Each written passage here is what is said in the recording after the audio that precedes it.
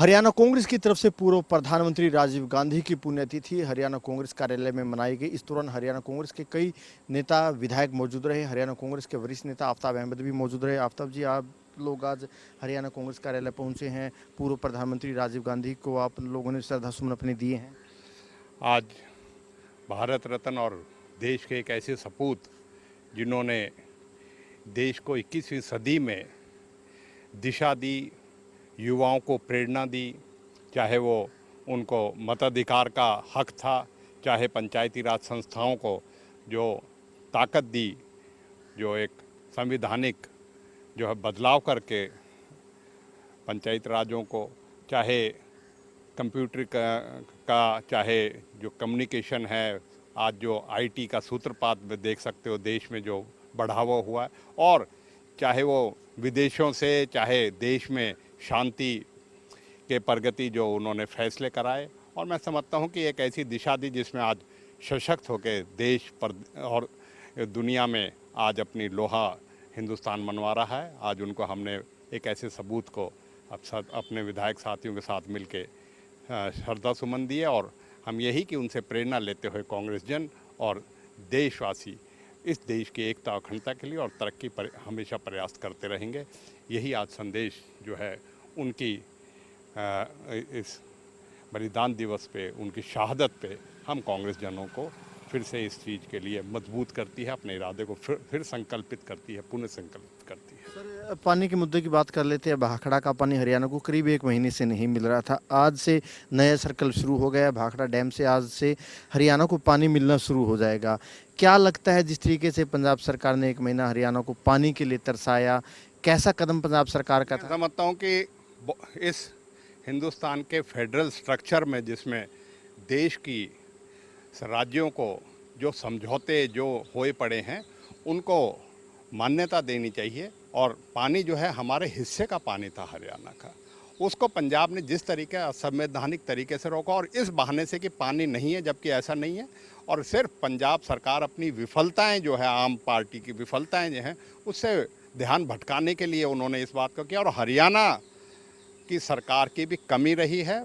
BBMB board में क्यों नहीं अपने नुमाइंदे, जबकि भूपेंद्र सिंह हुड्डा जी ने सत्र में जो है, विधानसभा के सत्र में ये सवाल कई बार उठाया कि अपना हक है हमें, जब बोर्ड में अब मैनेजमेंट में आप अपनी जो है सिर्फ इसलिए कि हिमाचल के लोगों को चेयरमैन बनाने के लिए उसका मार्ग प्रशस्त करके अपने हकूक़ को जो है इस तरीके से कुर्बान करते, मैं समझता हूँ बहुत बड़ी जो है हरियाणा की बीजेपी सरकार की ये एक बहुत बड़ी गलती है, और उस गलती को सुधारना चाहिए। हरियाणा वासियों को उनका पानी का हक मिलना चाहिए। भविष्य में ऐसा न हो, इसको लेकर प्रदेश सरकार को क्या कदम उठाने चाहिए कि ऐसी स्थिति दोबारा न हो, पंजाब दोबारा पानी न रोके हरियाणा का? मैं यही कह रहा हूँ, हमारा बीबीएमबी में एक विस्तृत एक सबकी ताकतें हैं, सबकी नुमाइंदगी है, उस नुमाइंदगी को ले अपनी हक तलफी, अपने हकूक़ को किसी के कुर्बान ना करें और अपने हक का पानी लें, और किसी का मजबूर ना होना पड़े, अपनी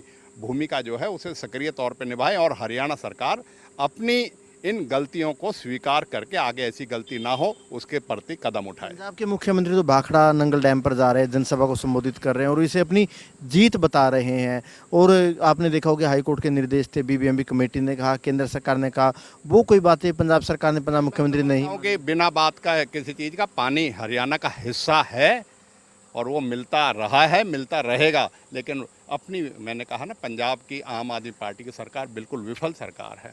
आज उनका वित्तीय स्थिति देख लो, आज पंजाब में जिस तरीके से हालात हैं, आज पंजाब के हालात फिर से नाजुक मोड़ पे खड़े हो गए हैं। किसानों के आप मुद्दे देख लो, हर एक उसमें मोर्चे पे विफल रही है, और अपने राजनीतिक स्टंट बनाने के लिए इस मुद्दे को करा था। और हरियाणा सरकार की जो कमी रही उसमें हरियाणा सरकार को जो है आगे से सतर्क भी रहना चाहिए, और इस तरह का कोई हक तलफी ना करे, इस चीज़ के लिए पूरे प्रयास भी करने चाहिए और आवश्यक कदम उठाने। मेरे 2 सवाल है सर। एक किसानों का सवाल है, फसली ऋण के मुद्दे का आपने जिक्र किया था।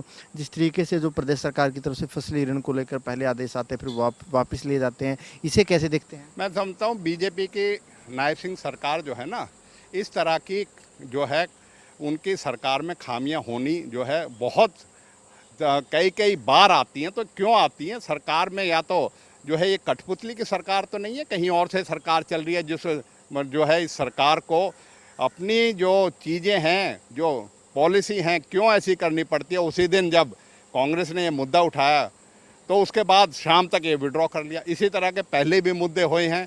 क्या विफलताएं क्यों इतनी बार बार होती है और क्या सरकार चला रहा है, कौन चला रहा है और क्यों होती है और फिर क्यों उसे करना पड़ता है। इस तरह की सोच जो है बीजेपी को करनी चाहिए और अपने अंदर ये जो विफलता का टैग लगता जा रहा है ना, इससे काम करने के लिए लोगों ने बेशक ईवीएम का कुछ करके इन्होंने सरकार बना ली, लेकिन आज सरकार है, उसको सरकार को सरकार की तरह चलाना चाहिए। मेरा आखिरी सवाल है, जासूसी का मुद्दा इन दिनों काफ़ी छाया हुआ है प्रदेश में, चाहे हिसार हो, मेवात हो, कई इलाकों से कई गिरफ्तारियां हुई हैं। कितना गंभीर मुद्दा है? समझता हूँ इसमें कोई शक नहीं कि देशवासियों ने जो एकजुटता आतंकवाद के खिलाफ और आतंकवाद को जो संरक्षण दे रहे थे पड़ोसी देश पाकिस्तान को, उसके खिलाफ एकजुट होकर राजनीतिक दल और हिंदुस्तान की जनता ने एकजुटता दिखाई। और अगर कोई जासूसी करता है और इसमें संलिप्त है, सख्त से सख्त सज़ा दे।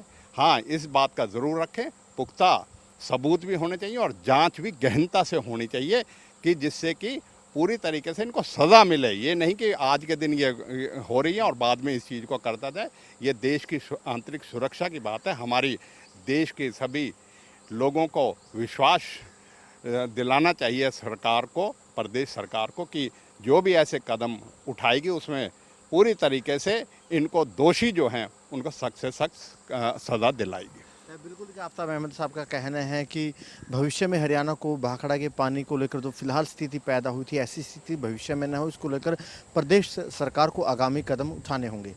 कैमरामैन जस्सी के साथ अनिल मोर, खबरें अब तक, चंडीगढ़।